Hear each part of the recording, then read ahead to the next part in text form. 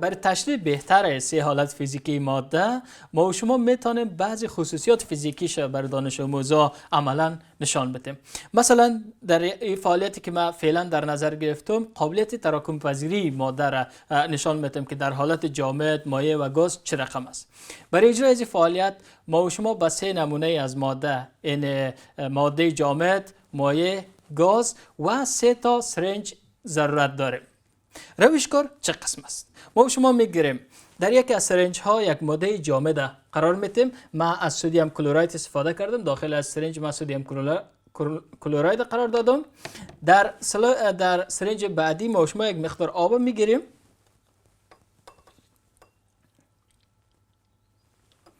در آب و در سرنج سومی هم گاز. مطمئنا زمانی که من پمپ سرنج میکشم داخل از این گاز جای به جای میشه. اینال میبینیم که در کدام حالت ماده قابلیت تراکم پذیری داره.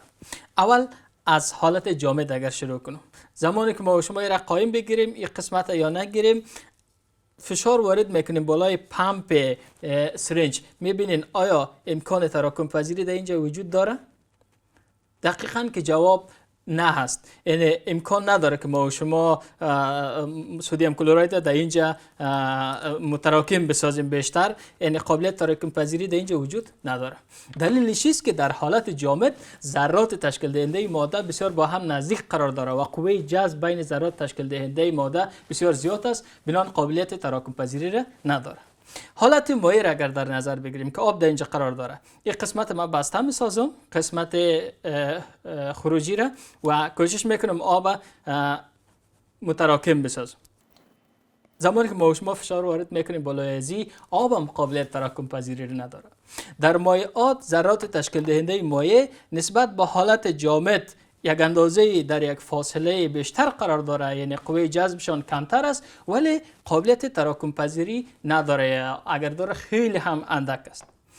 اما اگر بریم طرف حالت سه‌گانه، حالت گاز ماده، در سرنج سومی که ما و شما اینجا گاز دارن در بین سرنج، میبینیم که آیا امکان تراکم پذیری وجود داره یا نداره. هرگاه من این قسمت بسته بگیرم و پمپ فشار بدم،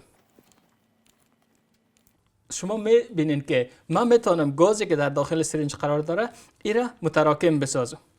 حرکت پمپ میبینین در دو حالت اولی امکان وجود نداشت.